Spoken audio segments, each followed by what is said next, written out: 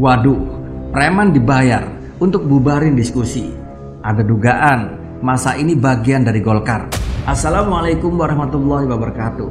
Halo Sobat RJ yang budiman, kembali lagi ke kanal kita yang selalu ngebahas hal-hal yang bikin kita garuk-garuk kepala. Kadang ketawa, kadang juga bikin gelisah. Nah, hari ini kita mau ngobrol soal kejadian yang lagi viral kemarin, yaitu sekelompok preman yang membubarin paksa sebuah diskusi. Dan yang lebih kocak, kocak atau sedih sih?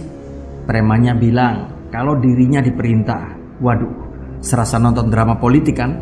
Dan mari kita ulik lebih dalam, biar kalian makin paham, makin greget, dan mungkin makin ngelus dada.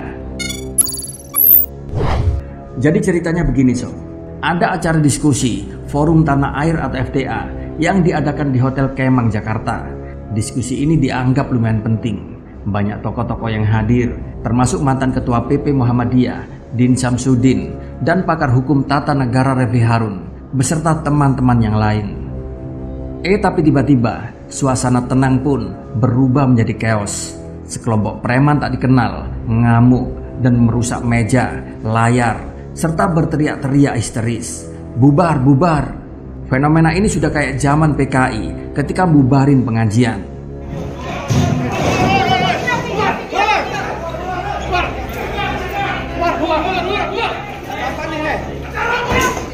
Tapi ngenesnya, preman yang bernama Felix Kalawali ini keceplosan ngomong kalau dia cuma nuruti perintah.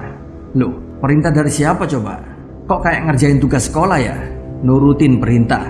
Bahkan dalam video yang viral, si Felix ini dengan angkuhnya beliau bilang, jangan coba-coba main fisik sama kita ya, karena ini perintah langsung.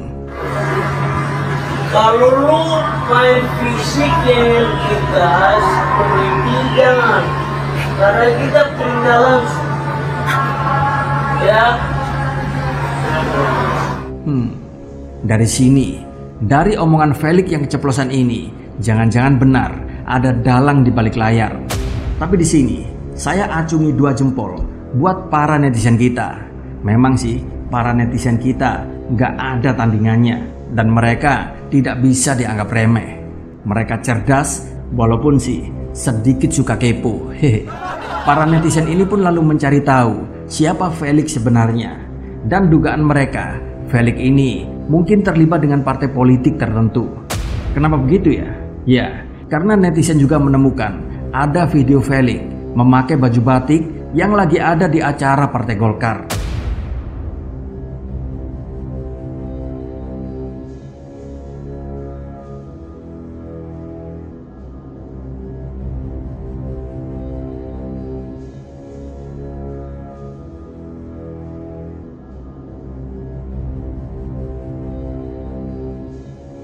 Nah loh, kecurigaan netizen pun kini semakin mengerucut pada Mr. X.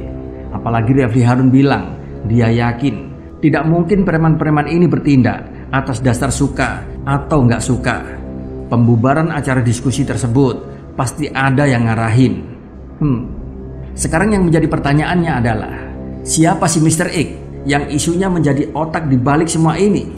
Di sini ada spekulasi kalau kejadian ini bisa jadi ulah segelintir pihak yang nggak suka diskusi, yang mungkin ngebahas hal-hal yang sensitif. Lalu pertanyaannya, kenapa ada preman-preman yang mau ngelakuin hal anarkis kayak gini? Apa mereka cuma sekumpulan orang-orang yang mencari panggung, atau ada iming-iming yang lebih dari sekedar pelukan sama polisi? Nah, bisa jadi. Jangan lupa ya, kita memang tidak boleh lupa bahwa negeri kita ini terkenal dengan yang namanya preman berjas serta berdasi. Preman-preman yang kadang dipakai buat ngerjain tugas-tugas khusus. Dan yang lebih lucu lagi, atau mungkin bikin kesel, pas acara itu berlangsung, ada adegan polisi pelukan sama preman. Bayangin, setelah merusak dan bikin banyak orang panik, si preman ini malah pelukan sama polisi. Kalau di sinetron, ini pasti sudah jadi plot twist habis-habisan. Polisi yang seharusnya jaga ketertiban malah asik berangkulan sama sang pelaku. Bahkan ini menjadi bahan guyonan sekaligus tanda tanya besar buat rakyat jelata kayak kita. Kok bisa begitu ya? Apa memang sudah biasa seperti ini? Apa aparat kita memang sering berkompromi sama aksi-aksi yang melanggar hukum. Dan setelah aksi ini viral, polisi pun akhirnya turun tangan menangkap pelaku. Mungkin benar ada istilah no viral no justice. Nah, tapi ini nih yang bikin kita gregetan. Bapak Presiden kita yaitu Joko Widodo kok rasanya anteng-anteng aja ya. Gak ada tindakan tegas atau statement yang bikin kita semua lega di saat preman-preman ini bikin onar. Pak Jokowi dan koalisinya seperti terkesan tidak peduli. Padahal kasus-kasus kayak gini bukan pertama kali terjadi. Dan kalau kita flashback sedikit ke belakang, ada banyak sekali kejadian serupa yang dimana aparat terlihat begitu ramah dengan pelaku kekerasan politik. Kenapa sih tindakan tegas susah banget diambil? Apa karena ada pihak-pihak tertentu yang melindungi? Kalau pemerintah terus-terusan kayak gini, di sini jangan heran kalau kejadian serupa bakal terus terulang. Kasus-kasus pembubaran ini akan terus terjadi. Dan ini sama halnya kasus-kasus intoleran yang semakin hari semakin mengkhawatirkan. Di tempat 100% muslim, sekiranya ada di sini non muslim sedikit saja. Salah 1% atau 2% silakan. Ini tidak ada. Siapa yang mau disekolahkan di sini? Tidak ada.